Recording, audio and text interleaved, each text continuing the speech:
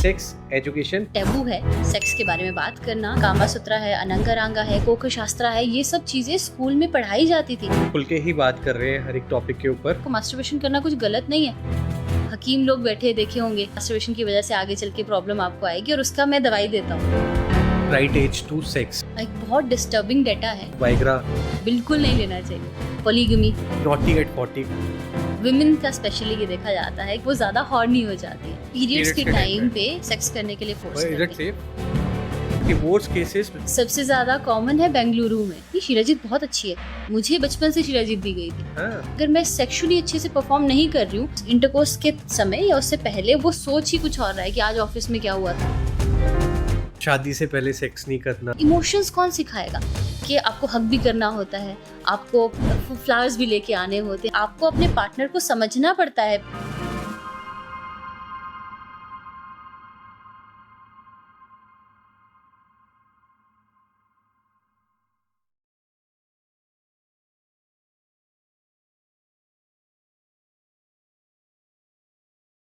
एक और पॉडकास्ट में आपका स्वागत है। मेरा नाम है मुनीश और आज का जो टॉपिक है दैट इज सेक्स एजुकेशन। हो सकता है आप अकेले बैठ के टॉपिक देख रहे हो सकता है अपने पार्टनर के साथ बैठ के देख रहे हो, लेकिन जिसमें भी कंफर्टेबल है आप ये टॉपिक मिस मत करना। मेरे साथ हैं डॉक्टर सोनाली, जो एक होम्योपैथिक डॉक्टर भी हैं और आयुर्वेदिक में भी ये प्रैक्टिस कर रही हैं। और इनको मैं बेसिकली लास्ट ईयर से जानता हूँ और जब मैंने इनका काम देखना शुरू किया तो बड़ी क्यूरोसिटी हुई, बिकॉज ये ना कुछ आउट ऑफ द बॉक्स काम कर रही थी रिलेटेड टू सेक्स एजुकेशन। लड़कियां, लड़के, बच्चे, उन सबको एजुकेट कर रही थी। तो आज मैंने इनको बात चल रही थी काफ़ी दिनों से, तो मैंने बोला आइए हमारे शो में ताकि हम भी एजुकेट कर सकें लोगों को इस टॉपिक पे, because it is a taboo. सबसे पहले तो आपका स्वागत है हमारे शो में। थैंक यू मुनीश जी, मैं आपका सारे एपिसोड देख चुकी हूँ और आपका कंटेंट बहुत ज़्यादा अच्छा लगता है मुझे। Thanks a lot. और basically if I am not wrong you started with homeopathic, right? Yes. थोड़ा सा आयुर्वेदिक में भी आपका एक्सपीरियंस है, बट ये पूरा ये जो सेक्स कंसल्टेंसी है, sex education to different age groups, वो कब शुरू हुआ और कैसे शुरुआत हुई इसकी? मुनीश जी, अभी आप बोल ही रहे थे कि एक टैबू है सेक्स के बारे में बात करना, सेक्सुअल एजुकेशन के बारे में भी बात करना एक टैबू है बहुत सारी कंट्रीज में, इंडिया में और कुछ कंट्रीज में अभी धीरे धीरे करके कुछ चीजें स्कूल्स में शुरू की गई हैं, गुड टच बैड टच ये समझाना। लेकिन यही सब कुछ नहीं है। सेक्सुअल एजुकेशन में एक्चुअली बहुत सारी चीजें आती हैं। जो भी चीजें हम आफ्टर मैरिज करते हैं या फिर जब भी हम सेक्सुअल एज में एंटर करते हैं, चाहे वो हमारे इमोशंस हैं, चाहे वो सामने वाले इंसान के इमोशंस को समझना है, चाहे मेरी खुद की पर्सनल बाउंड्रीज समझना है, चाहे मेरी सेक्सुअलिटी को समझना है, ये सब चीजें सेक्सुअल एजुकेशन के अंडर आती है, जिसको हम अभी भी मिस कर रहे हैं। अभी भी इसके बारे में अवेयरनेस नहीं है। ना ही स्कूल्स में ऐसी बातें होती है, ना ही पेरेंट्स अपने बच्चों के साथ ऐसी बातें करते हैं और उसकी वजह से आगे चल के मैरिजेस में इतनी प्रॉब्लम्स आती हैं। मैं आपसे कुछ एक्सपीरियंस शेयर करूंगी जिसने मुझे ये टर्निंग पॉइंट पे लाके खड़ा कर दिया, क्योंकि मैं पहले ओपीडी कर रही थी। बीच बीच में हमारे पास कुछ पेशेंट आते थे, स्पेशली फीमेल पेशेंट। कॉन्स्टेंटली उसके दिमाग में थॉट चल रहा है कि अगर मैं सेक्सुअली अच्छे से परफॉर्म नहीं कर रही हूँ तो बहुत प्रोबेबिलिटी है कि उसका पार्टनर उसकी तरफ उसके साथ फेथफुल नहीं रहेगा या फिर उसके साथ सारा कांटेक्ट छोड़ के उसको छोड़ देगा, बेसिकली उसको छोड़ देगा, डिवोर्स की तरफ चला जाएगा। और ये चीज मैरिटल अफेयर की तरफ चला जाएगा। अब मैं केस ले रही हूँ, हमारे में क्या होता है, आयुर्वेदा और होम्योपैथी में दोनों में थोरो केस टेकिंग होती है। आपको भी पता होगा, आपकी भी जब आपने कंसल्ट किया था आयुर्वेदा में तो आपको पता होगा कि उस समय सारी चीजें पूछी जाती हैं। अब हम चाहते हैं कि हम किसी एक इंसान को एक बहुत सीरियस कंडीशन से बाहर लेके आए, लेकिन उसके दिमाग में एक स्ट्रेस चल रहा है एक अलग ही, तो पॉसिबल नहीं है कि वो पूरी तरह से बाहर आ पाएगी उस सिचुएशन से। और सबसे बड़ी बात, ऐसी सिचुएशंस में भी अगर आपको ये डर है कि आपका पार्टनर आपको छोड़ के चला जाएगा, तो मुझे नहीं लगता कि हम एक अच्छी सोसाइटी में हैं इस समय। मेरे पास एक केस आया जिसमें एक फीमेल पेशेंट की 2 दिन पहले गॉल ब्लैडर की सर्जरी हुई थी। उनकी गॉल ब्लैडर में स्टोन थे, सर्जरी हुई थी। तो वो हस्बैंड वाइफ मेरे पास आए। वाइफ ने अपना सारा प्रॉब्लम बताया। जैसे वो वाइफ बाहर गई उनकी, तो हस्बैंड वापस आता है और वो बोलता है कि ये मेरे को इंटरकोर्स करने के लिए मना कर रही है, इसको कोई दवाई दे दो कि ड्यूरिंग इंटरकोर्स ये वो दवाई खा ले ताकि इसको पेन ना हो। तो अब सोचिए ये कितना मुझे अंदर से अपने लिए बुरा लग रहा था कि एज अ वुमेन हमें ये चीज़ें बहुत इफेक्ट करती हैं कि कल को मेरे साथ भी ये होने वाला है, शायद मेरी मदर के साथ भी ये हुआ हो, शायद मेरे ग्रैंड मदर के साथ भी ये हो रहा हो, मेरी बहनों के साथ ही हो रहा हो।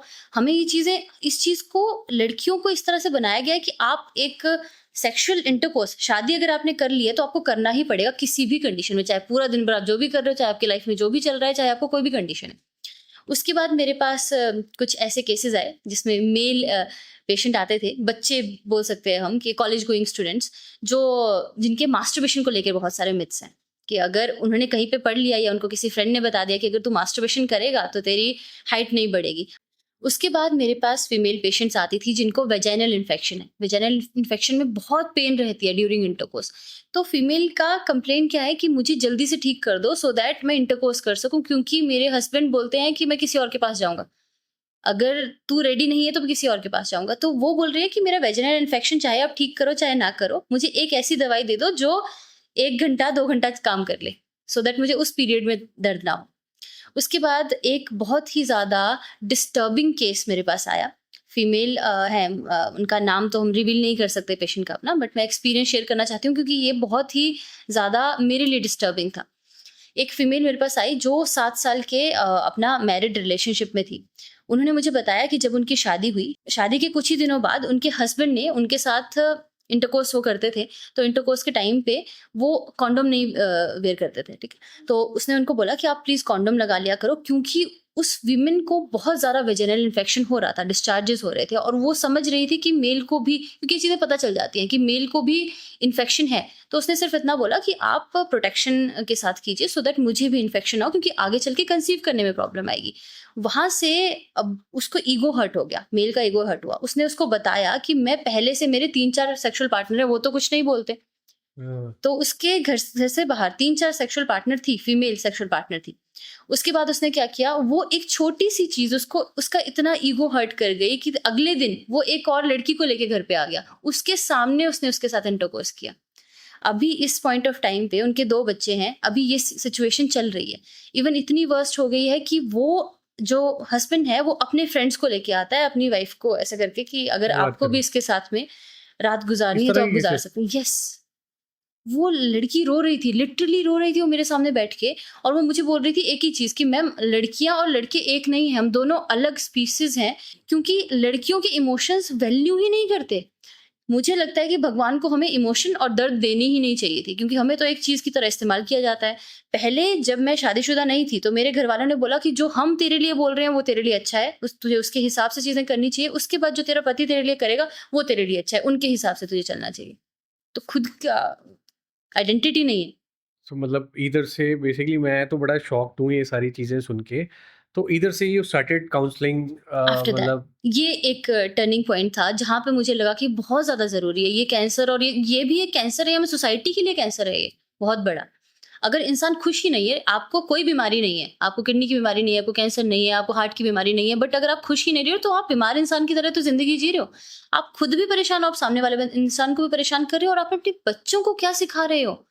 वो जो विमेन थी, उसके 2 बच्चे हैं।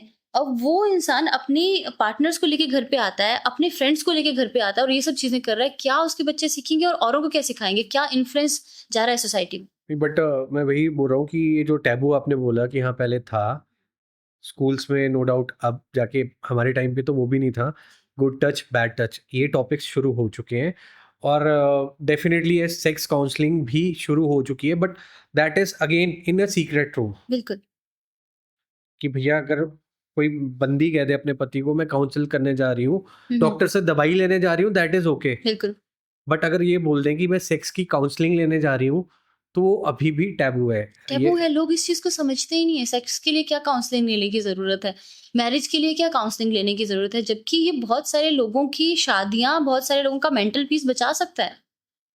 और सेक्सुअल एजुकेशन सबसे ज़्यादा ज़रूरी है। अभी आप बात कर रहे थे ना कि ये अभी शुरू हुआ है, लेकिन इंडिया में कामासूत्रा का नाम आपने सुना हाँ, हाँ, होगा। कामासूत्रा है, अनंगरांगा है, कोकोशास्त्रा है, ये सब चीज़ें स्कूल में पढ़ाई जाती थी। अगर हम थोड़ा-सा अपनी हिस्ट्री में वापस जाके देखें तो हमें पता चलेगा कि ये स्कूल में सिखाई जाती थी कि जब आपकी शादी होगी उस समय आपको अपने पार्टनर के साथ किस तरह से रहना है, उसको किस तरह से समझना है। इवन कामासूत्रा में ये सब चीज़ें भी है कि जब आपकी शादी होगी तो जिस घर में भी आप जाएँगे, वहाँ पे आपको नए लोग मिलेंगे, उन लोगों के साथ आपको एडजस्ट कैसे करना है, वो सब चीज़ें होती थी तो उसमें। जैसे एक माँ अपनी जी, बेटी को हाँ, सिखाती है कि आने घर में बिल्कुल। कैसे बट वो डेफ़िनेटली ये सेक्स एजुकेशन हुँ, शायद शर्मा के देती हों या नहीं देते, बहुत सारी जगह पे नहीं हाँ। देते। ये कोई सेक्सुअल एजुकेशन में बहुत बेसिक सी चीज़ें आती हैं, बट बहुत ज़रूरी चीज़ें आती हैं। हाँ, जैसे हाँ। एक लड़के और लड़की में डिफ़रेंस हम सब बताते हैं कि लड़का लड़का क्या स्ट्रॉन्ग होता है, रोता नहीं है। ये कोई डिफ़रेंस थोड़ी ना है।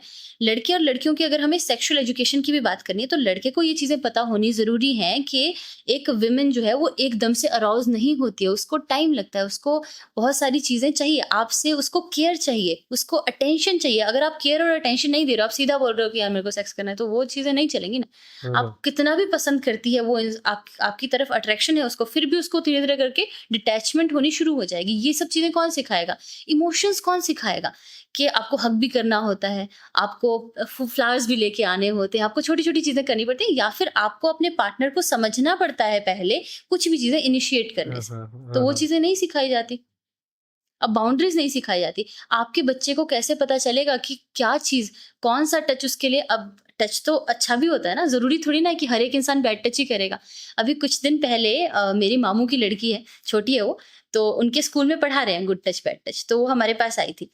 मेरे भाई ने उसको, अब खेल रहे हैं, मेरे भाई ने उसको थोड़ा ऐसे टच कर दिया, तो उसने सीधा जाके कि आप मेरे को बैड टच कर रहे हो, मना किया है कि पेरेंट्स के अलावा कोई भी टच नहीं कर सकता। अब ये कैसी एजुकेशन है?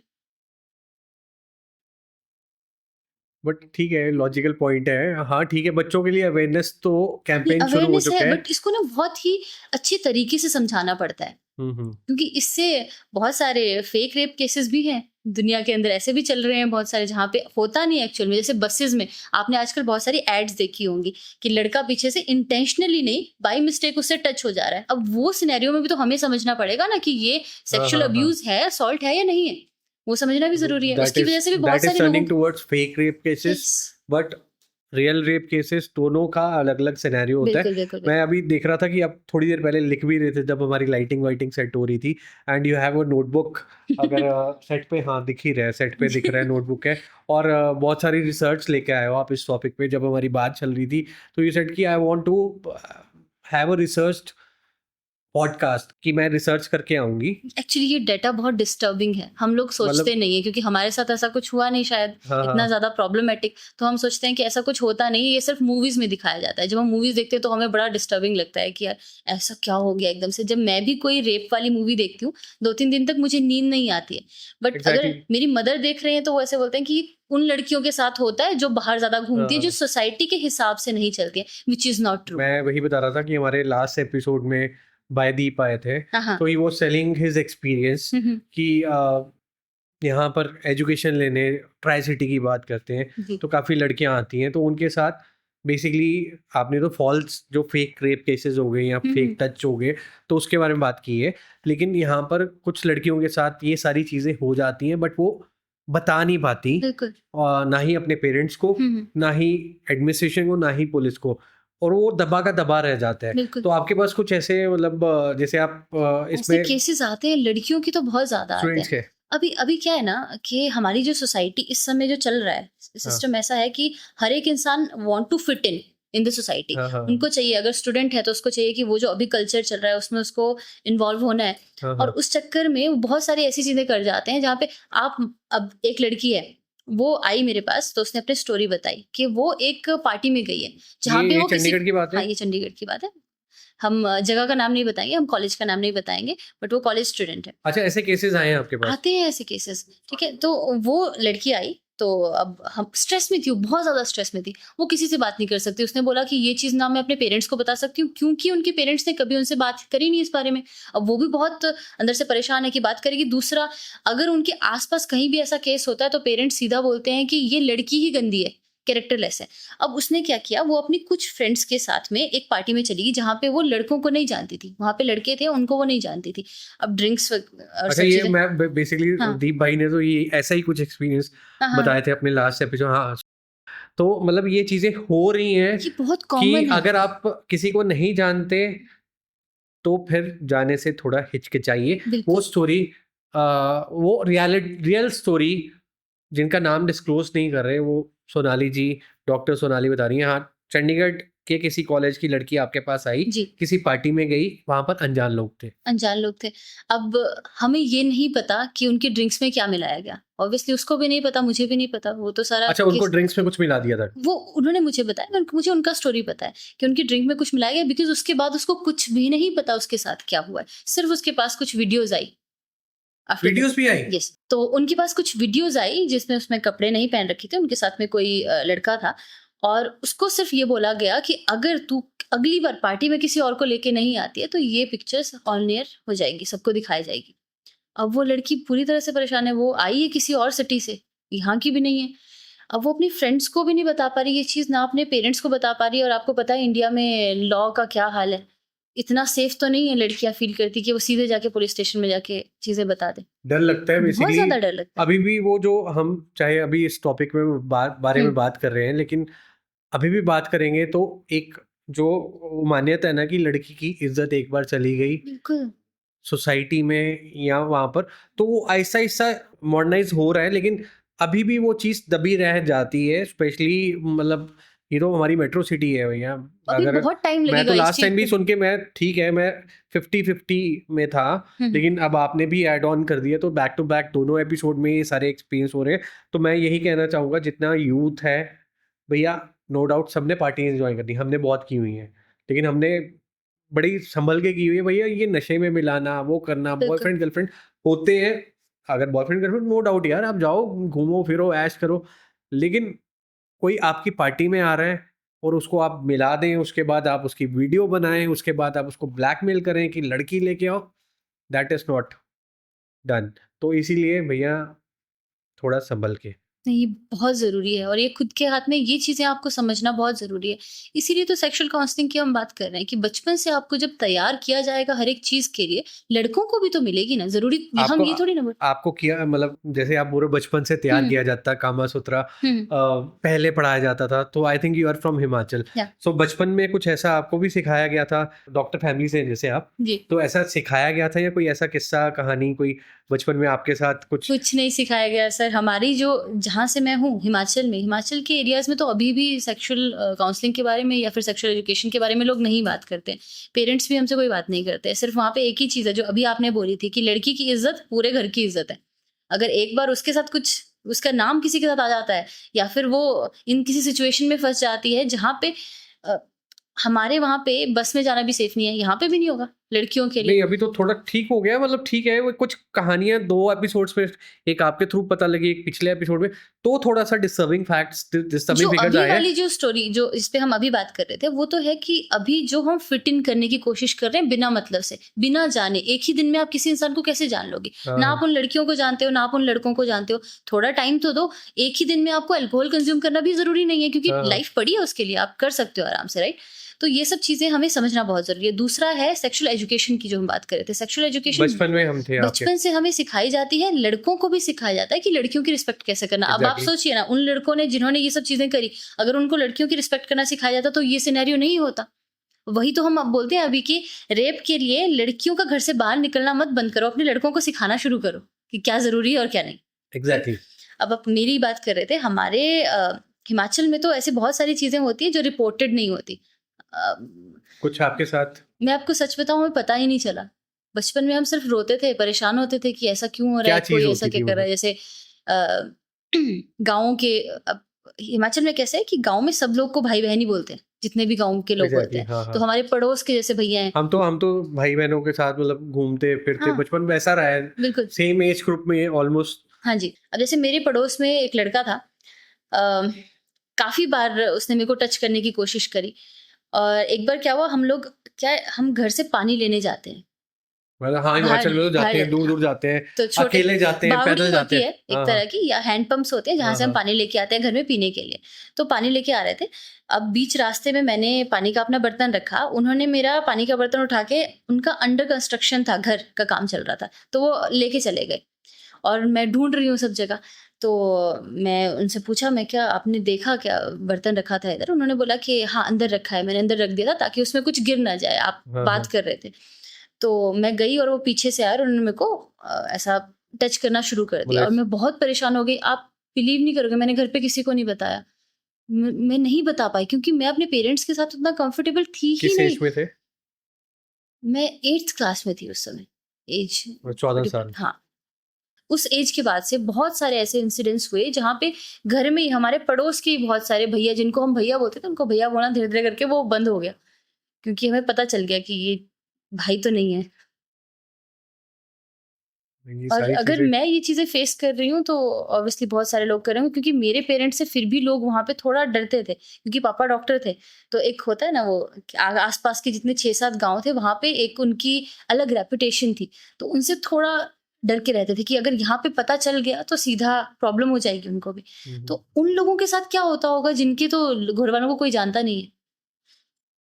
मतलब आज तो मेरा वाक़ई इनकी बातें सुन के ना मैं बेसिकली जनरली इंटरेक्शन मूड में थोड़ा रखता हूँ, लेकिन पिछला एपिसोड भी कुछ ऐसा गया जिसमें दीप भाई को सुना, और आज भी बेसिकली मैं खुद बेसिकली इनकी स्टोरीज़ या इनकी जो रियल स्टोरीज़ हैं वो सुन के बेसिकली इंटरैक्टिव मोड पे ज़्यादा नहीं हूँ, बिकॉज़ सुन के ही बड़ा अटपटा सा लग रहा है।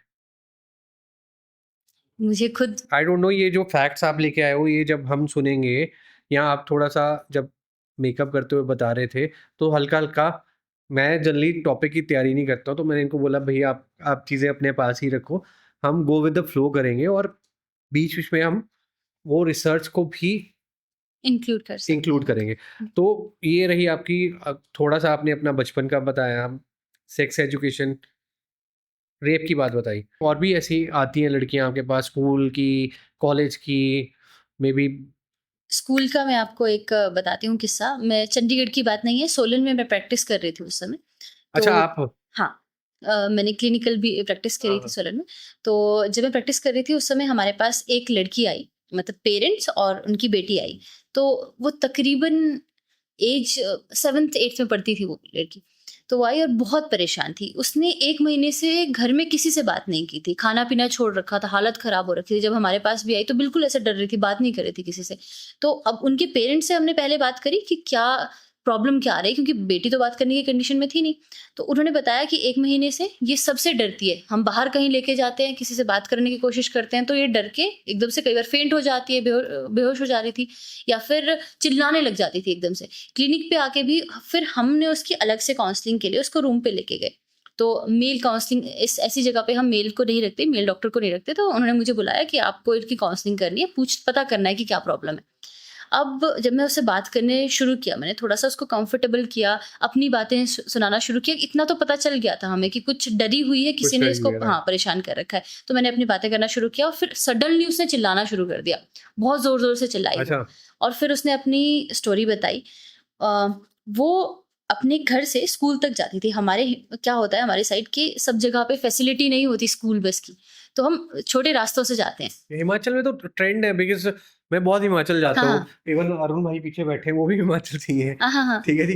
तो ये तो ट्रेंड है कि लॉन्ग मैं देखता हूँ जब भी जाते हैं हिमाचल में, कई बार बच्चे बैग हाँ, लेके बैग लेके 2-2 ग्रुप में जा रहे होते हैं, कभी जी, जी, अकेले जी। जा रहे होते हैं। हाँ, 5-6 किलोमीटर उनका स्कूल दूर होता है, तो ये तो नॉर्मल है। हाँ। तो वो घर से जाती थी, अब बीच रास्ते में थोड़ा जंगल टाइप आता है, ठीक है? अब वो पेरेंट्स बच्ची को अकेले तो नहीं भेजते थे, तो उनकी एक बड़ी उसकी कज़न थी, मतलब मासी की लड़की थी, उसके साथ भेजते थे और एक लड़का था, उसकी मासी का फ्रेंड था। मासी की या फ्रेंड। मासी की लड़की का फ्रेंड, जो लड़की थी उसका फ्रेंड था। तो वो दोनों उसको लेके जाते थे। एक दिन अचानक से उनके दिमाग में कुछ चीज़ें आई, उन्होंने उसके वजाइना में लकड़ियाँ इंसर्ट करना शुरू कर दिया। उनके घरवालों ने देखा ही नहीं है कि बेटी को इतनी ज़्यादा प्रॉब्लम है। वहाँ पे फर्स्ट टाइम हमें पता चला कि उसका पूरा वजाइनल जो एरिया था पूरा ज़ख्म हो रखे थे बुरी तरह से। तो अब वो आप सोचो कैसे बात करेगी किसी से, ऐसी कंडीशन में? ये तो मतलब और ये रिपोर्टेड था पुलिस में? नहीं, उस समय मैं इंटर्नशिप पे थी, तो हमें वो चीज़ें जो भी केस मैंने लिया वो मुझे अपने सीनियर डॉक्टर को देना रहता था। उसके बाद सारी चीज़ें उनकी हुई हैं, बट उसके बाद मेरा उनके साथ इंटरेक्शन नहीं हुआ क्योंकि ये बहुत मेजर केस है। मतलब ये तो मैं सुन के मतलब ठीक है यार। हिमाचल में तो सॉरी। हिमाचल में ऐसे बहुत सारे केसेस होते हैं जो एक्चुअल में हिमाचल में रिपोर्ट ही नहीं करते केसेस को।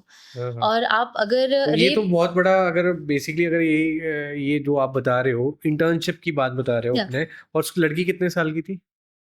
8th में ही थी वो, 7th मतलब 8th में थी, 14-15 साल की होगी। 13-14 साल की हुई। 13-14 हुँ। साल की। सो उसकी पूरी लाइफ एक तरह से, अगर उसको काउंसलिंग अच्छे से नहीं मिलती है तो उसकी पूरी लाइफ खराब है।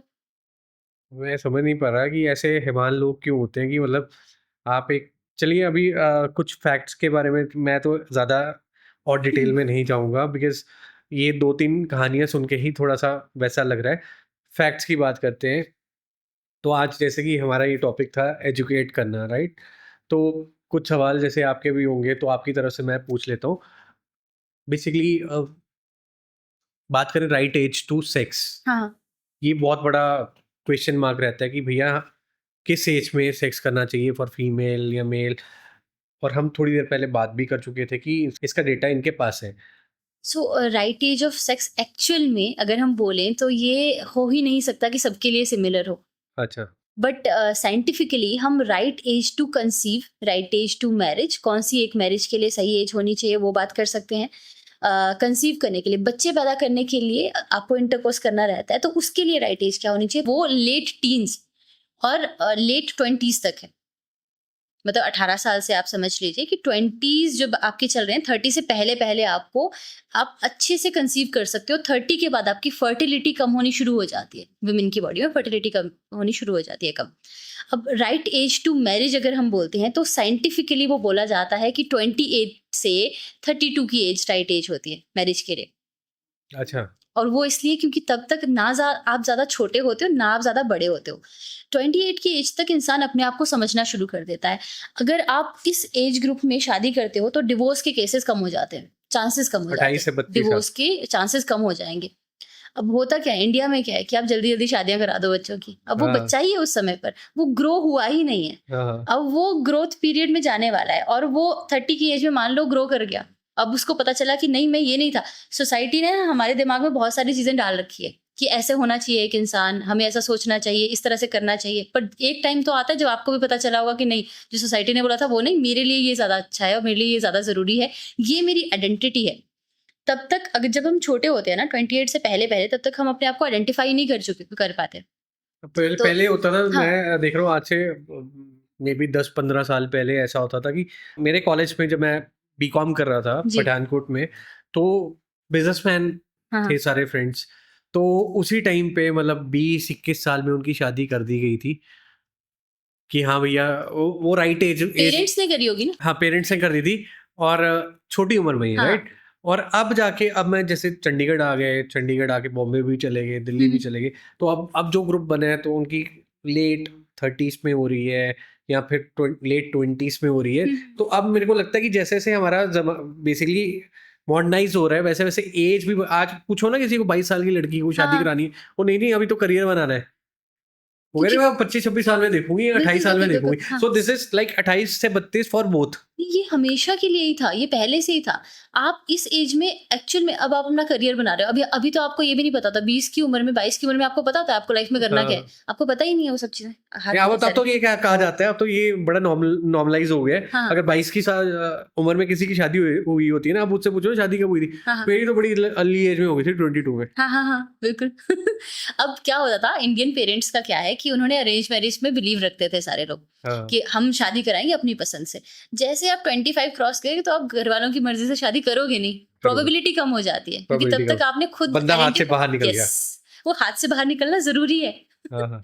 क्योंकि हम सब लोग जानवर नहीं हैं, हम सब लोग भेड़-चाल नहीं चल सकते। ये बहुत गलत स्टेट ऑफ माइंड है या एक गलत धारणा है हाँ। स्पेशली इंडिया में लोगों की, कि जो सोसाइटी ने बोल दिया, जो हमने बोल दिया वैसे ही फॉलो करना है। अब पहले क्या होता था, आप सोचो ना, बोलते हैं बिल्ली ने रास्ता काट लिया तो हाँ, चलना नहीं है। चलना नहीं है। अब कोई पूछ ले कि क्यों नहीं चलना, किसी के पास कोई आंसर नहीं है। आप बताओ क्या बहुत आंसर सारे है? मिथ्स हैं यार, मतलब ये इनको तो मैं तो गाड़ी मतलब सॉरी टू से हाँ जी। ये मिथ नहीं मैं मानता। और क्या डेटा लेके आए हैं जैसे अच्छा, हम। हाँ, तो हम थोड़ी देर पहले भी बात कर रहे थे कि रेप केसेस के बारे में, चाइल्ड अब्यूज़ के बारे में। हाँ, हाँ। एक बहुत डिस्टर्बिंग डेटा है, लॉकडाउन के टाइम में जब सब लोग घर पर थे, उस समय 90,000 समथिंग कुछ ऐसी कॉल्स आई हैं जिसमें चाइल्ड अब्यूज़ के केसेस हैं। तो 90,000। आप ये सोचो, पहली बात तो लॉकडाउन में सब लोग अपने घर पे थे, हाँ, हाँ। राइट? तो चाइल्ड अब्यूज़ सबसे ज़्यादा, और ये बोला भी जाता है हर जगह पे कि सबसे ज़्यादा जो आपको अब्यूज़ करने वाले या रेप केसेस होते हैं वो घर के ही लोग होते हैं, कन्विक्ट जो होते हैं वो घर हाँ, के हाँ। ही लोग होते हैं। ये बहुत एक डिस्टर्बिंग चीज़ है जो हम इंडियन सोसाइटी में, आप सोचो सारे पेरेंट्स बोलते हैं कि घर से बाहर मत जा, घर से बाहर जाके होती है ये सब चीज़ें, बट डाटा ये नहीं बोलता है, डाटा कुछ और ही बोल रहा है। 90,000 केसेस, वो भी लॉकडाउन में, वो भी चाइल्ड अब्यूज, हाँ, चाइल्ड चाइल्ड अब्यूज़। घर से, मतलब आई डोंट नो कैसे। वैसे उस टाइम तो किसी को बाहर निकलने की भी अनुमति नहीं थी, घर के अंदर ही। बट वी हैव तो ये डेटा कहाँ से मिले आपको? ये मैंने काफ़ी अच्छे न्यूज़पेपर से और कुछ ऐसी साइट्स, वेबसाइट से, और जो ऑफिशियल साइट्स हैं गवर्नमेंट की, वहाँ से उठाया है। मनीष जी, आपको पता है सेक्सुअल एजुकेशन जो है, जो ये हम रेप केसेस की भी बात कर रहे थे, रेप केसेस की दर को कम करने के लिए भी सेक्सुअल एजुकेशन का बहुत इम्पोर्टेंट रोल है। क्योंकि अगर हम साइकोलॉजी की बात करें, तो साइकोलॉजिस्ट ये कहते हैं कि जो रेप कन्विक्ट हैं, जो रेप करने वाले लोग हैं, वो उनकी मेंटालिटी कैसी होती है, वो उन बच्चों को अटैक करते हैं जो बच्चे डरे हुए, सहमे हुए से रहते हैं, क्योंकि उनको अंदर ही अंदर ये लगता है कि ये बच्चे मेरी कंप्लेंट नहीं करेंगे आगे जाके। ये बच्चों के पेरेंट्स ने इनको इतना कॉन्फिडेंट नहीं बनाया है कि उनके साथ बात कर सकते हैं। ये साइकोलॉजी, ये साइड बाय साइड दिमाग में चलता रहता है। कोई भी इंसान अगर इतना बड़ा हिडियस क्राइम करने वाला है, तो वो अपने जो उसका शिकार होता है, उसको अच्छे से आइडेंटिफाई करता है। अगर हम बच्चों को, जो सेक्सुअल एजुकेशन है उसका ये एक भी पार्ट है कि अपने बच्चों को कॉन्फिडेंट रहना कैसे सिखाना है, दूसरों से बात करना, अफर्म वे में बात करना कैसे सिखाना है। फॉर एग्जाम्पल, एक बच्चे को मॉल में चल रहा था, उसको किसी ने ऐसे टच कर दिया या कुछ दे दिया, अब वो किस तरह से रिएक्ट कर रहा है उस समय, ये जो रेप कन्विक्ट है वो चीज़ें देखते हैं कि किस तरह से रिएक्ट कर रहा है। अगर बहुत अफर्म वे में रिएक्ट कर रहा है, बहुत कॉन्फिडेंट है वो, तो उसको पता है कि इससे थोड़ा दूर रहने की ज़रूरत है, क्योंकि ये कल को जाके अगर मैं इसके साथ कुछ करूँगा भी, इसको जबकि हो सकता है कि बच्चे को पता ना हो कि मेरा सेक्सुअल अब्यूज हो रहा है, बट कुछ भी होगा तो वो अपने पेरेंट्स के सामने जाके बोलेगा, सामने जाके राइट? बोलेगा, राइट? और वहां से वो फंस जाएगा। अब आपने देखा होगा, जो रेप कन्विक्ट होते हैं वो कोई एक 3-4 लोग, उनके ऊपर बहुत सारे केसेस होते हैं कि पहले इसने इसको भी किया था। कई बार पता चलता है एक इंसान के ऊपर केस होता है तो उनके बहुत सारे पिछली चीजें सामने पुरानी आती चीजें हैं, आ है जाती ना? है बाहर। क्योंकि वो बहुत सारे लोगों को कर रहा था, वो सब चीजें बहुत चालाकी से चीजें करते हैं। और जो रेप कन्विक्ट हैं वो अलग-अलग तरह के होते हैं। सबसे ज़्यादा जो होते हैं वो अपॉर्च्युनिस्ट रेपिस्ट ही होते हैं। उनका कोई ऐसा शातिर दिमाग तो नहीं है, बट वो अपॉर्च्युनिटी देखते हैं। वो सिर्फ़ बंदे को देख रहे हैं कि ये इसका कर सकते हैं तो कर देते हैं। दूसरे होते हैं एंगर रेपिस्ट। एंगर रेपिस्ट वो होते हैं जो बदला लेने के लिए रेप करते हैं। उनको रेप नहीं करना होता, बट वो अच्छा। उस बंदे को हर्ट करना चाहते हैं, सामने वाले। जैसे आपने देखा कई मूवीज़ में, लड़की ने किसी लड़के को थप्पड़ मार दिया, ये सबके सामने कुछ बोल दिया, उसने उसको उठा के उसका रेप कर दिया। ये मूवीज़ में हम देखते हैं, मतलब बट बाद मुझे में लगता कभी है कि जितनी मूवीज़ हैं वो भी कहीं न कहीं हमारी ही सोसाइटी में से चीज़ें लेके बनाई गई हैं। तीसरे होते हैं सेक्सुअली ग्रैटिफिकेशन वाले, जिनकी फैंटेसीज़ होती है और पूरी नहीं हो पाती। उनके पार्टनर्स हैं, सेक्सुअल पार्टनर है, उनके साथ घर पे एक अलग चीज़ चल रही है, बट साथ-साथ में उनकी कुछ फैंटेसीज़ हैं, जो वो अपने घर पे जो उनका पार्टनर है, उसके साथ पूरी नहीं कर सकते। तो उसके लिए वो कुछ ऐसे लोग चूज़ करते हैं, जो उन्होंने फैंटेसाइज़ कर रखे हैं। अब वो बॉडी टाइप भी हो सकता है, कुछ भी हो सकता है। तो 2 एग्ज़ाम्पल तो आपने बता दिए अपनी, जो रियल टाइम स्टोरीज़ हैं। एक तो स्टार्टिंग में आपने बताया वो वुमेन आई थी, तो वो ये फैंटेसी वाले हो गए, राइट? और सेकंड जो एग्ज़ाम्पल था वो लड़की आई थी। बिल्कुल, अब अपॉर्च्युनिस्ट। एग्ज़ैक्टली, और सबसे ज़्यादा वही होते हैं, इसलिए अपने बच्चों को सिखाना बहुत ज़्यादा ज़रूरी है।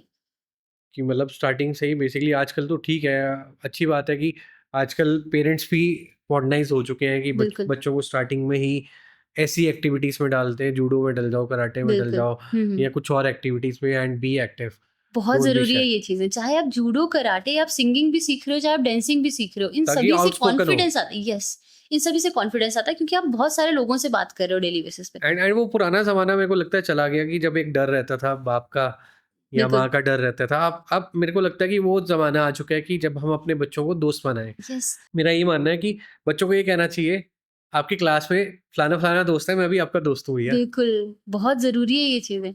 ये नए ज़माने के साथ एक और चीज़ आई है, डिवोर्सेस। हाँ, लोग अच्छा बोलते हैं हाँ, ना कि सोसाइटी चेंज होती जा रही है, लोग बदल रहे हैं, डिवोर्स ज़्यादा बढ़ रहे हैं। बट अगर हम देखें, अभी बहुत सारी पॉडकास्ट पे मैंने देखा, बहुत सारे लोग ये बोल रहे हैं कि पहले लड़कियाँ बोलती नहीं थी। प्रॉब्लम्स पहले भी थी, बट अब लड़कियों ने बोलना शुरू क्या कर दिया, तो डिवोर्स होने शुरू हो गए। नहीं, पर इसका मतलब है कि मैं डिवोर्स की बात चल रही थी, मैं तो कई वीडियोस देख रहा था हाँ, हाँ। कि बड़े शहरों में, मैं नाम नहीं लूँगा, हाँ, तो हाँ। उसमें तो डिवोर्स की स्पेशल एक पार्टी रखी जाती है आजकल, जी, ठीक है? स्पेशली वीडियोग्राफर्स आते हैं, वो उनकी पार्टी शूट करते हैं और डिवोर्स मनाया जाता है, और डिवोर्स केसेस बड़े कॉमन, स्पेशली बहुत बॉम्बे, कॉमन हो गए। मुंबई मुंबई और कई मेट्रो सिटीज़ में। सबसे ज़्यादा कॉमन है बेंगलुरु में। अच्छा, बेंगलोर तो में हाँ डेटा के हिसाब से? जी, डेटा के हिसाब से बेंगलुरु में सबसे ज़्यादा डिवोर्स और सबसे ज़्यादा अनफेथफुल पार्टनर्स हैं।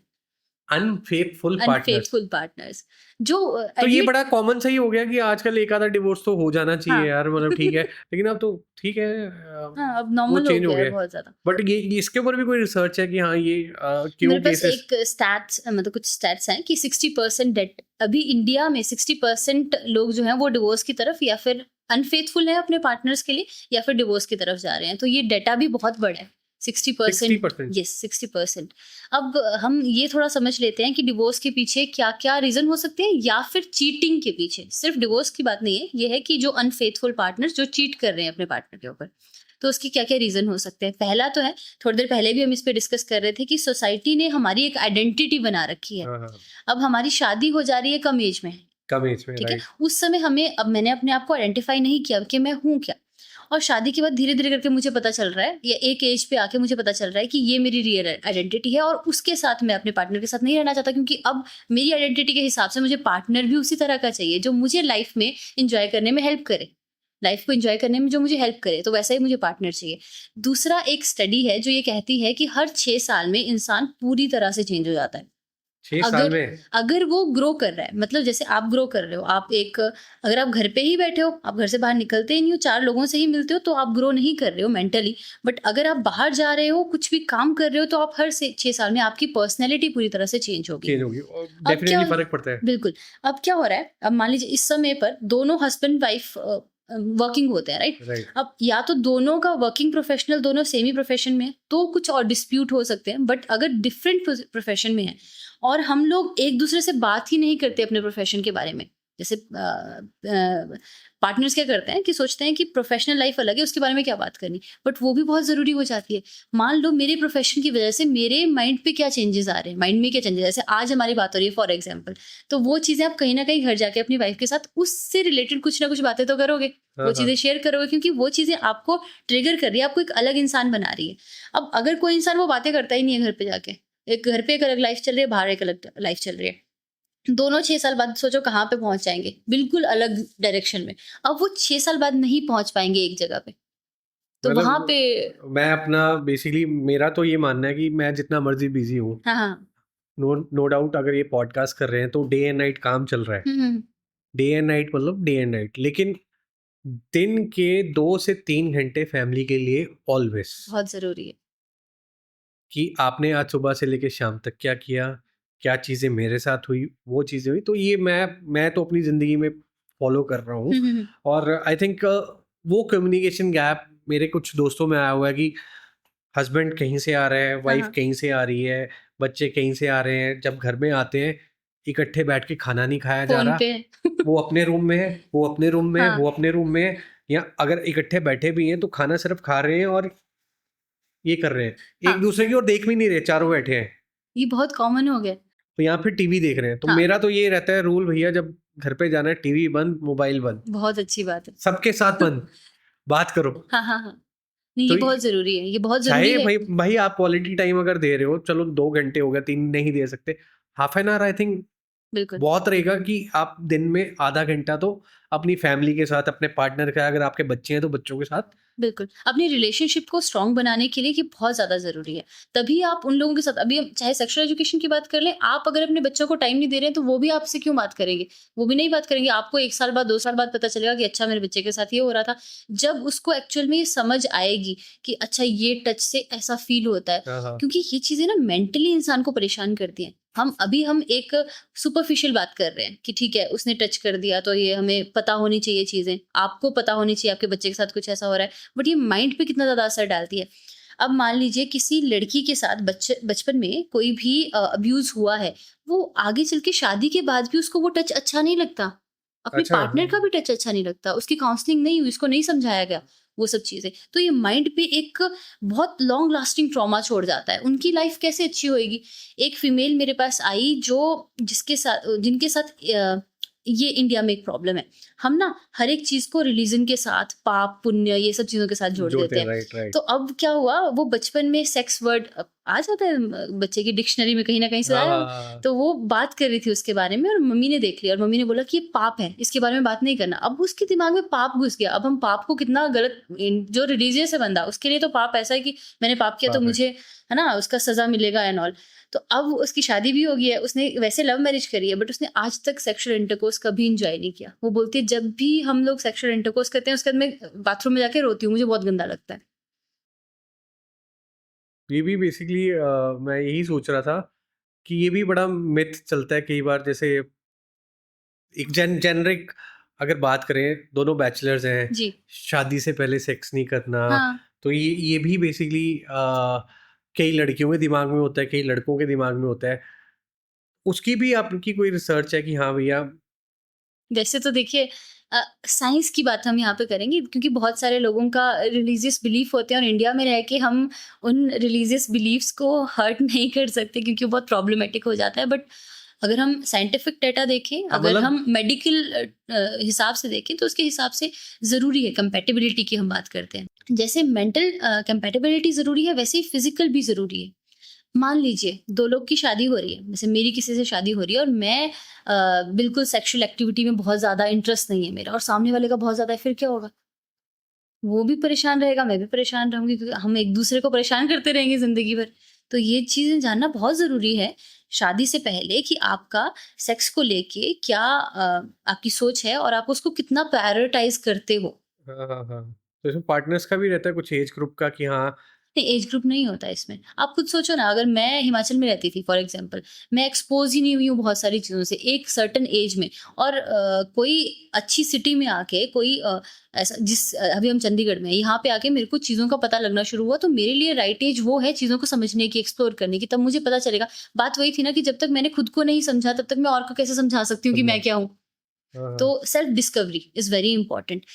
सेक्सुअल एजुकेशन के साथ-साथ में हर एक बच्चे को बचपन में ही मेडिटेशन और खुद को समझाना, खुद को कैसे समझना है, ये पेरेंट्स को बताना बहुत ज़रूरी है। मेडिटेशन मतलब करना यस, ज़रूरी है। मेडिटेशन बहुत ज़रूरी है। अब हम जैसे मास्टरबेशन पे आ जाते हैं फॉर एग्ज़ाम्पल, बहुत बड़ा हाँ, है ये भी ये चर्चा भी अगेन का ये विषय। हम आज तो खुल के ही बात कर रहे हैं हर एक टॉपिक के ऊपर। तो एक डॉक्टर का, एक कंसल्टेंट का समझाना इस टॉपिक में बहुत सारे सवाल आप सबके दिमाग में होंगे इस टॉपिक को लेके। तो क्या रिसर्च है आपकी इस? देखिए, मेडिकल बुक्स में तो ये लिखा है कि मास्टरबेशन के कोई भी साइड इफ़ेक्ट्स नहीं हैं और हाँ, मास्टरबेशन ज़रूरी हो जाता है कुछ सर्टेन जगहों पे। बट मैं आजकल सोशल मीडिया पे देखती हूँ कि लोगों ने ऐसे बना रखा है कि मास्टरबेशन तो बुरी चीज़ है, ये आप करोगे तो कुछ बड़े-बड़े इन्फ्लुएंसर भी हैं जो बोलते हैं कि अगर आप मास्टरबेशन कर रहे हो मतलब आप दिमागी तौर पे कमज़ोर हो। हाँ, तो जब इसका क्या बेसिकली? अभी हम मेडिटेशन की बात कर रहे थे ना, मैं वही बोल रही हूँ कि या तो आपने अपने बच्चों को शुरू से ही मेडिटेशन कराना शुरू कर हाँ, दिया है। हाँ। आप खुद बताओ, क्या आप इतने स्ट्रांग हो कि किसी भी स्ट्रेस को झेल लोगे? अपने बॉडी के अंदर कोई भी आते हुए चेंज को आप झेल लोगे? आपकी रिपोर्ट में कुछ प्रॉब्लम्स आई, उस दिन कितना बुरा लगा था आपको? क्या आप एकदम से ऐसा हो गया कि कोई बात नहीं, चलो प्रॉब्लम होगी तो ठीक भी हो जाएगी? ऐसा नहीं होता ना, ये प्रैक्टिकली पॉसिबल नहीं है। आजकल के टाइम के हिसाब से ये बिल्कुल प्रैक्टिकली पॉसिबल नहीं है। अब या तो मैंने अपने बच्चे को भेजा है गुरुकुल, जहाँ से वो सारा अपने माइंड को कंट्रोल करना सीख रहा है, तो जैसे उसकी बॉडी में चेंजेस आएँगे, प्यूबर्टी हिट होगी, सेक्सुअल थॉट्स आएँगे, बॉडी के अंदर हार्मोनल चेंजेस होंगे, या तो उसने अपने माइंड को कंट्रोल कर रखा है तो उसको मास्टरबेशन करने की ज़रूरत नहीं है। बट अगर उसने अपने माइंड को नहीं कंट्रोल करा हुआ है, वो मेडिटेशन नहीं करता है, तो उसकी बॉडी में जो चेंजेस आएँगे उसके लिए वो रिएक्ट करेगा। ठीक है? उसको रात में नाइटफॉल हो रहा है, क्या करे बेचारा? और नाइटफॉल होने का एक सबसे बड़ा रीज़न है कि जब हमें सेक्सुअल थॉट्स आ रहे हैं, तो हम उसके लिए रिएक्ट नहीं कर रहे हैं, मतलब हम मास्टरबेट नहीं कर रहे हैं। अब जब तक आपके पास सेक्सुअल पार्टनर नहीं है, तब तक तो आप किसी को फ़ोर्स नहीं कर सकते ना किसी के ऊपर। आप न्यूज़पेपर खोल के देखो, आपको ऐसे बहुत सारे केसेस मिलेंगे जहाँ पे बच्चे जो हैं, वो रेप कर देते हैं और बाद में बोलते हैं कि मेरे को सेक्सुअल थॉट आते हैं, मैं मास्टरबेट नहीं कर सकता क्योंकि मास्टरबेशन करने से मैं कमज़ोर हो जाता, इसीलिए ज़्यादा बेटर है कि मैंने उसके ऊपर। अच्छा, मैस्टरबेट को लेके मिथ क्या है? जैसे आप बता रहे थे कि हाँ भैया, ये करना अच्छा है या नहीं है? कितनी बार करना है? बहुत सारे सवाल होंगे इस टाइम। अगर ये टॉपिक छिड़ ही गया है तो हुँ, हुँ। डिटेल में अगर बात करें इसकी, तो कितनी बार करना, किस एज में करना, किस एज तक करना, बहुत सारे मिथ्स जैसे आपने गिना दिए, इन्फ्लुएंसर थोड़ा मिसगाइड भी कर रहे हैं। तो what is the reality? Masturbation आपका जब प्यूबर्टी आपको हिट करती है, जब से आपको सेक्सुअल थॉट आ रहे हैं, तब से तब लेकर से? जब तक आपकी सेक्सुअल एज है, कभी भी कर सकते हैं। जब आपके पास सेक्सुअल पार्टनर नहीं है, तो आपको मास्टरबेशन करना कुछ गलत नहीं है। आप वही सब चीज़ें कर रहे हो, जो आप इंटरकोर्स के टाइम पे कर रहे थे। राइट?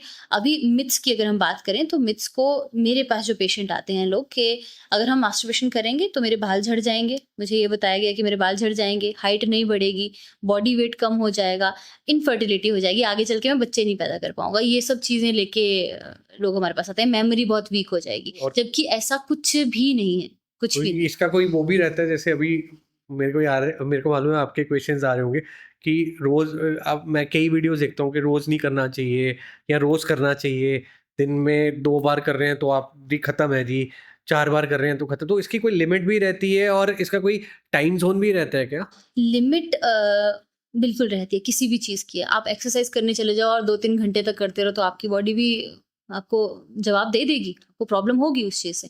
कोई भी चीज़ जब आप ज़रूरत से ज़्यादा करते हो तो वो प्रॉब्लमेटिक होती है। अब मास्टरबेशन एक टाइम है जब आपको प्यूबर्टी हिट हो रही है, जब आपकी बॉडी के अंदर चेंजेस आ रहे हैं, उस समय ज़रूरी हो जाती है, क्योंकि उस समय अगर आप मास्टरबेशन नहीं करोगे तो आप मेंटली परेशान रहोगे, चिड़चिड़े रहोगे। जैसे आपने बोला कि हाँ, रेप कर रहे थे। अगर आपको ज़रूरत है उस चीज़ की, पर सभी के साथ ऐसा नहीं होता है। हाँ, आप पहले ये समझो कि दिन में 1 बार क्यों करना पड़ रहा है?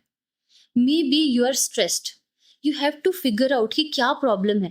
जब आपको आप ये सोचो कि कोई इंसान स्कूल जा रहा है या फिर कोई कॉलेज जा रहा है और उसको पढ़ाई में मन नहीं लग रहा, उसका मन कर रहा है कि मैं मास्टरबेट कर लूँ, वो गलत है, चाहे वो हफ्ते में 1 बार भी है। जब आपका फोकस काम पे नहीं रहता, जो काम आप कर रहे हैं उस पे फोकस नहीं फोकस रहता, है। कहीं और जा रहा है ना, इसका मतलब देयर इज समथिंग रॉन्ग। आप फ्रस्ट्रेटेड हो किसी तरह से, आप सेक्सुअली फ्रस्ट्रेटेड भी हो सकते हो।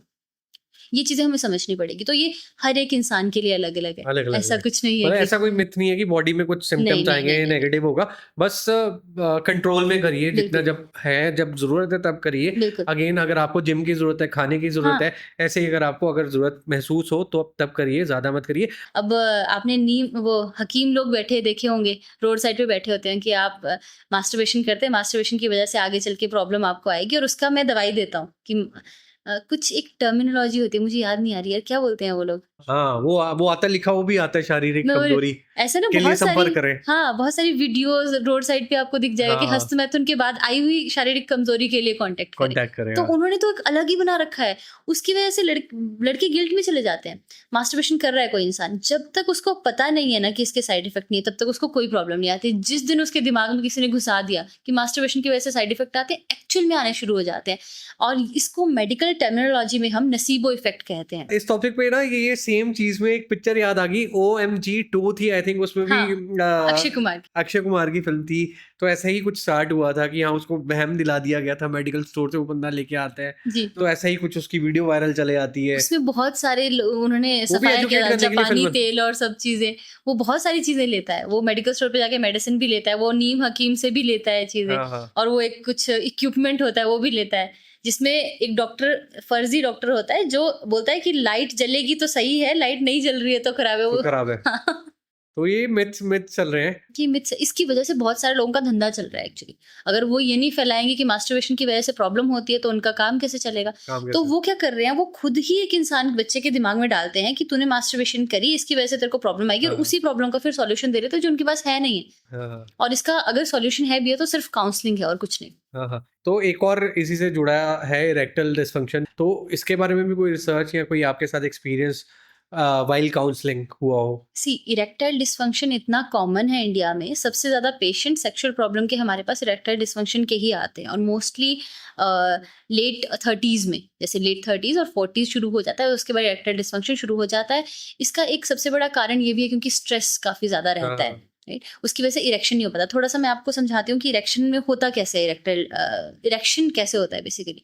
जब भी हमें कोई सेक्सुअल थॉट आया तो जैसे ही ब्रेन में थॉट आया ब्रेन से कनेक्ट होता और है। आपका ब्लड का सर्ज गया पीनस की तरफ में, उसकी वजह से इरेक्शन होगी और वहां से जो खून का सप्लाई है वो थोड़ी देर के लिए रुक जाएगा, उसकी वजह से पीनस इरेक्ट होता है। अब मान लीजिए जो मेरे पास पेशेंट आते हैं उनका क्या रहता है कि टेंशन बहुत ज़्यादा है, मेरे को काम का बहुत स्ट्रेस है, बट मेरे को ये भी हो रहा है, सेक्सुअल प्रॉब्लम भी हो रहा है, तो उनको हमें समझाना पड़ता है कि क्योंकि ड्यूरिंग इंटरकोर्स के समय या उससे पहले वो सोच ही कुछ और रहा है कि आज ऑफिस में क्या हुआ था, ऑफिस की बातें चल रही है पूरी दिमाग में, तो वो कैसे जाएगा, ब्लड वहां पे कैसे जाएगा, वो थॉट जो है ब्रेन में पूरी तरह से नहीं आ रहा, सेक्सुअल थॉट नहीं आ रहे पूरी तरह से ब्रेन के अंदर, तो उसकी वजह से प्रॉपरली ब्लड नहीं जा पा रहा और उसकी वजह से इरेक्शन नहीं हो पा रहा। अभी मेरे पास पर इसमें पाँच तो छः बड़ी दिन बड़ी आजकल में ये अगेन पिछले टॉपिक में भी आपने बोला कि बहुत सारे पोस्टर लगे होते हैं, हाँ तो हाँ इसमें भी जगह जगह बसेस में या कहीं सेक्सुअल गाँव, प्रॉब्लम के आपको सब जगह मिलेंगे हाँ, इस तरह कि ये के करो, आपका ढीलापन आपका ये लिंक सब खड़ा, चीज़। मतलब हाँ जो भी है हाँ व्हाटएवर, हाँ आपको इरेक्टल डिसफंक्शन की ढीलापन प्रॉब्लम, लिखा होता है सब जगह पे। ढीलापन है, हाँ तो फिर आइए हमसे संपर्क करिए, बिल्कुल वाइग्रा खाइए। हाँ और यार एक चलो ये टॉपिक कवर करते हैं, तो वाइग्रा के ऊपर भी हाँ आएंगे। हाँ हाँ, तो अभी मेरे पास कुछ दिन पहले एक पेशेंट आया था, उनका प्रॉब्लम है, उनको डायबिटीज है, उनको हाइपरटेंशन है। तो राइट, डायबिटीज और हाइपरटेंशन की वजह से भी इस तरह की प्रॉब्लम्स आ प्रॉब्लम जाती हैं आती है। क्योंकि ब्लड सर्कुलेशन प्रॉपरली नहीं होता है। तो वो कहीं से उनके फ्रेंड्स ने उनको मेडिसिन बताई, उन्होंने मेरे सामने 10 दवाइयां रख दी, अच्छा, इसके ये लिए गोल्ड गोल्ड गोल्ड करके। हाँ, तो वो इतनी सारी मेडिसिन खा रहे थे, तो मुझे बोल रहे कि मुझे बताओ इनसे कोई साइड इफेक्ट तो नहीं है, और वो सारी मेडिसिन खा रहे हैं, एक ही साथ में सारी मेडिसिन खा रहे हैं। जितने भी फ्रेंड्स ने उनको खानी बताया, चाहिए वैसे नहीं मेडिसिन? बिल्कुल भी नहीं, ऐसे 10-10 मेडिसिन, क्योंकि देयर इज अ प्रोबेबिलिटी कि हर एक मेडिसिन में कुछ ना कुछ सेम तरह की चीज़ होगी, जैसे कि सेक्सुअल एफ्रोडिजियाक नहीं, जो पर होते हैं। मेडिसिन खानी चाहिए इस चीज के नहीं, लिए? बिल्कुल खाने में कोई प्रॉब्लम नहीं है, मेडिसिन खाने में कोई प्रॉब्लम नहीं है। आप एफ्रोडिजियाक जो आपका सेक्सुअल अर्ज बढ़ाते हैं, ऐसी चीज़ें ले सकते हैं। ऐसी चीज़ें तो हमें घर पे भी मिल जाती है। जैसे आजकल बहुत सारे लोग अश्वगंधा खाते हैं, शिलाजीत बहुत हाँ, ज़्यादा वो कॉमन आजकल हो तो गया सारों ने सिला दी। बिल्कुल, वो कोई बनाता है कि हमारे पास प्योरेस्ट है, हाँ। ये प्योरेस्ट है, वो प्योरेस्ट है, उससे फर्क पड़ता है क्या? ये शिलाजीत बहुत अच्छी है। शिलाजीत सिर्फ एफ्रोडिजियाक नहीं है, सेक्सुअल प्रॉब्लम की मेडिसिन नहीं है। शिलाजीत में बहुत सारे मिनरल्स हैं, और वो मिनरल्स हैं जो एक्चुअल में ख़त्म हो गए हैं दुनिया में। हाँ, शिलाजीत को पहाड़ों का पसीना भी कहते हैं लोग, हाँ, हाँ, क्योंकि वो पहाड़ों में जो हमारे पुरानी जो चीज़ें थी, पुराने हर्ब्स थे, जो अब नहीं होते हैं ना, वो इकट्ठे हो गए हैं और हाँ। वो हमें मिल रहे हैं। तो उसके अंदर इतने मिनरल्स हैं जो हम सोच भी नहीं सकते। और वो प्योर, चलो पहले ये टॉपिक कवर करते हैं। प्योर फॉर्म में हाँ, एक चीज़ है कि कभी भी आप शिलाजीत लें तो वो शोधित फॉर्म में लें उसको आप, क्योंकि उसके अंदर बहुत सारे मेटल्स भी होते हैं, हेवी मेटल्स, जो किडनी के ऊपर इफेक्ट कर सकते हैं। आऊंगा मैं इस टॉपिक पे आऊंगा, लेकिन पुराना जो टॉपिक था, इरेक्टाइल डिस्फंक्शन हाँ पे थे हाँ, हम? हाँ, वो अल्टीमेटली बेसिकली अगेन दिमाग का है हाँ, कि मेडिसिन ठीक है, आपके पास इतनी सारी मेडिसिन ऑप्शंस हैं, जी। बट आप सोच के लीजिए। वैसे इन्होंने बोल दिया कि ले लीजिए अगर एक आधी मिलती है, लेकिन मैं तो नहीं, नहीं, आप डॉक्टर से कंसल्ट करके मेडिसिन ले सकते हैं। Erectile dysfunction is easy to treat, हाँ हाँ। अगर हमें उसका कारण पता चल जाए कि सेकेंडली क्या कारण। सेकेंडली अब इसी से जुड़े दो कनेक्ट थे, जैसे आपने बताया कि शिलाजीत, हाँ जी।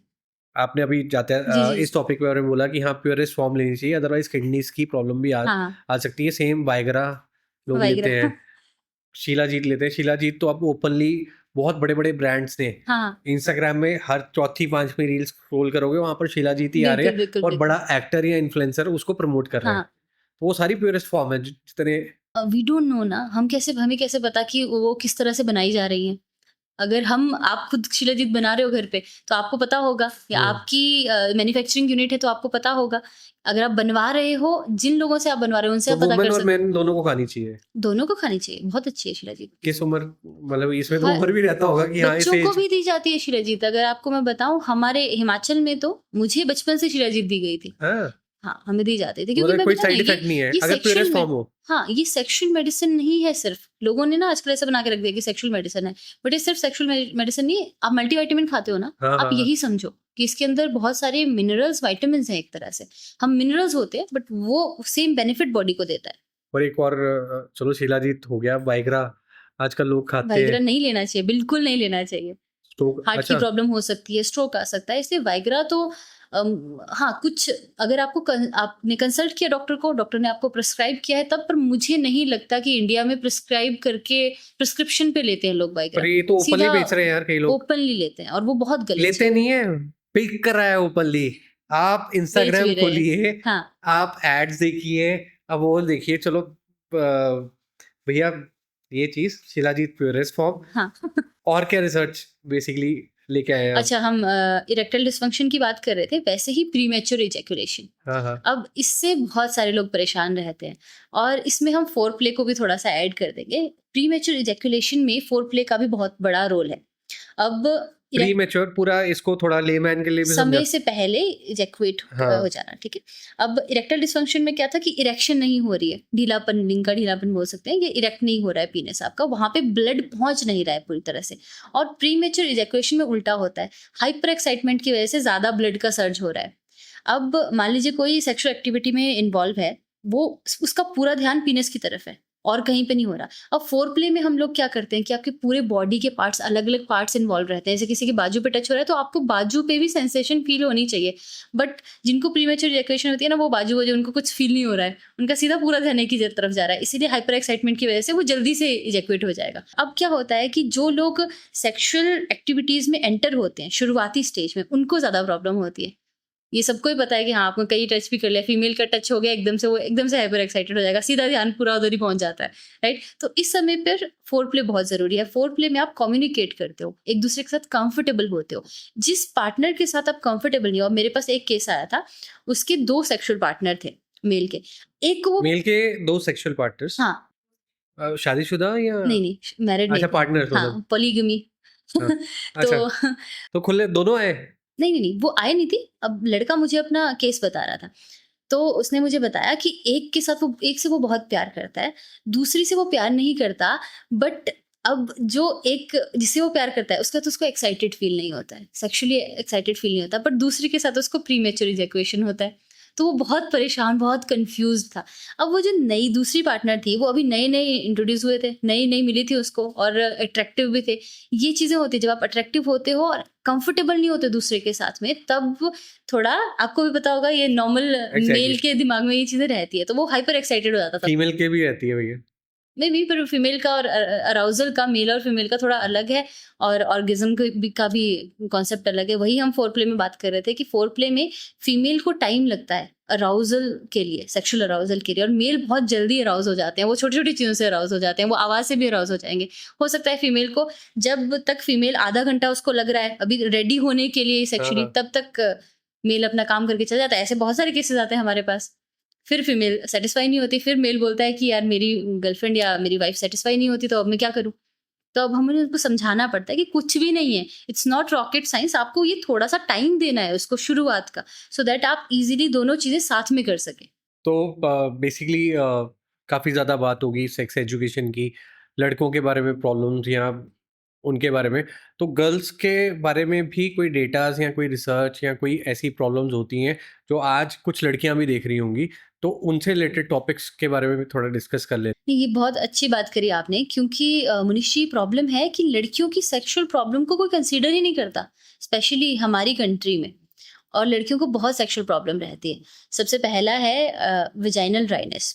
वेजाइनल ड्राइनेस में क्या रहता है कि आपको पता है, जब भी इंटरकोर्स करते हैं तो उस समय वेजाइना में एक लुब्रिकेशन होती है पहले। अराउजल जब होता है, लुब्रिकेशन होती है। तो बहुत सारी, मोस्टली हर 5 में से 1 वुमेन अभी के टाइम पे अपनी लाइफ में किसी ना किसी पीरियड में ऐसा समय फेस करती है जब उसके वेजाइना में लुब्रिकेशन नहीं होती। उसकी वजह से सेक्सुअल इंटरकोर्स बहुत पेनफुल हो जाता है।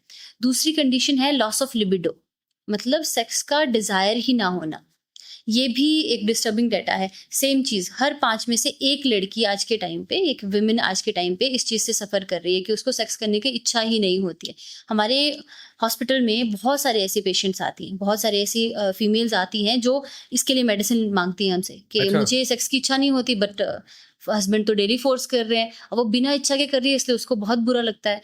अब हस्बैंड उसको बोलता है कि वो एक वर्ड है बहुत अजीब सा कि तू ठंडी है, ये वर्ड यूज किया जाता है कि, और पेशेंट खुद आके बोल देती है। एक पेशेंट ने मुझे बोला, लिटरली मुझे पता नहीं था कि उसका मतलब क्या है, क्योंकि हम तो मेडिकल टर्मिनोलॉजी में ऐसी बहुत सारी चीज़ें हैं जो हम लोकल टर्मिनोलॉजी पढ़ते नहीं है, हमें समझ नहीं आती। जब पहले मेरे पास केस आया था तो उसने बोला कि मैडम मैं बहुत ठंडी हूँ, मुझे उसके लिए दवाई दे दो।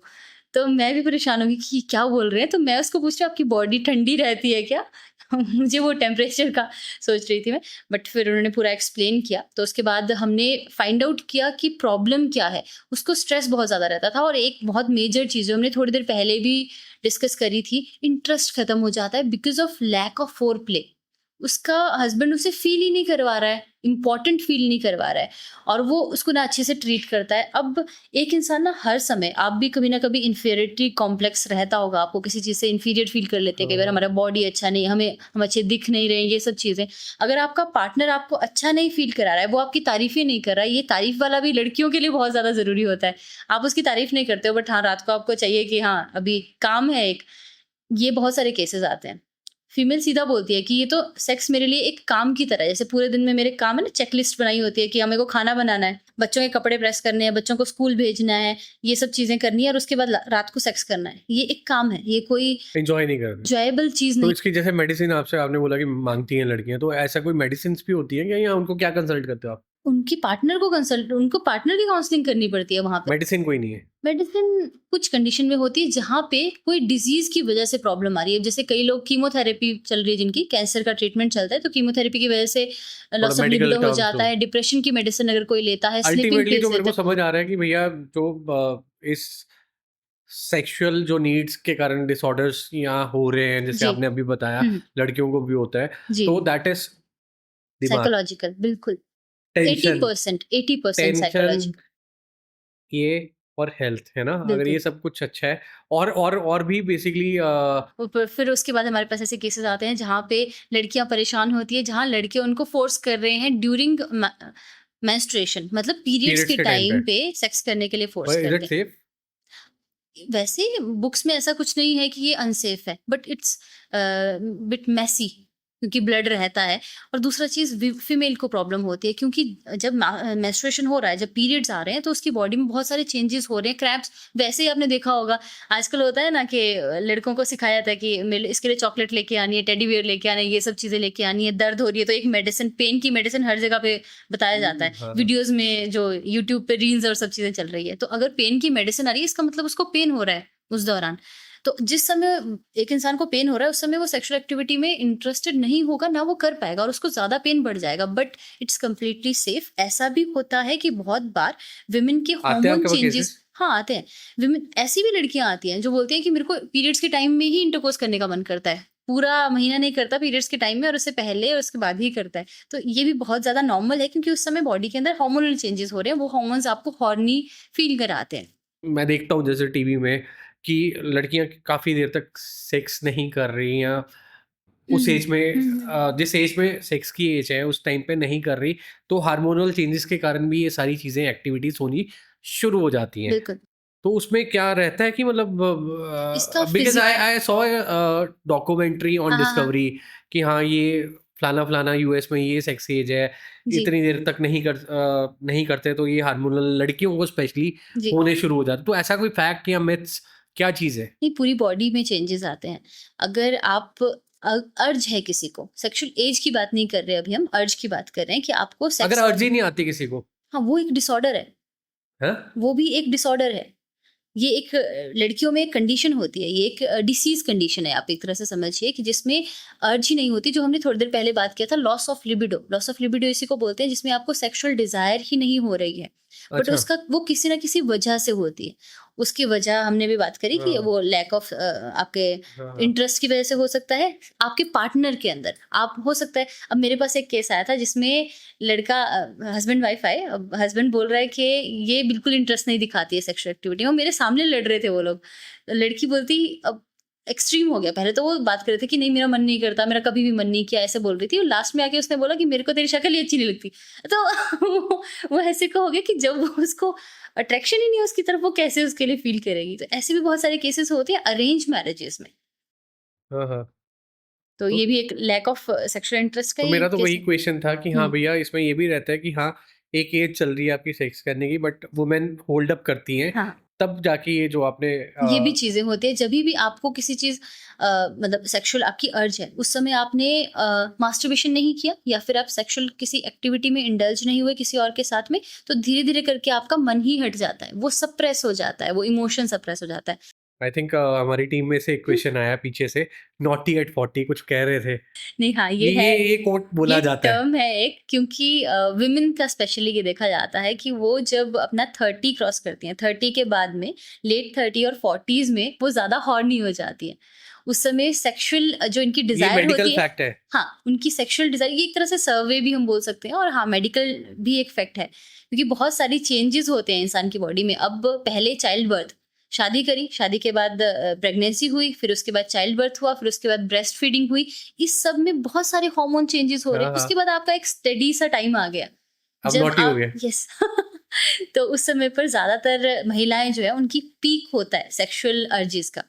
तो बढ़िया यार, आई होप आपने ये पॉडकास्ट सारा एंजॉय किया होगा। कुछ लोगों को तो ये सारी चीज़ें पता होंगी और कुछ लोगों के लिए ये सारी चीज़ें में से कुछ चीज़ें नहीं होंगी।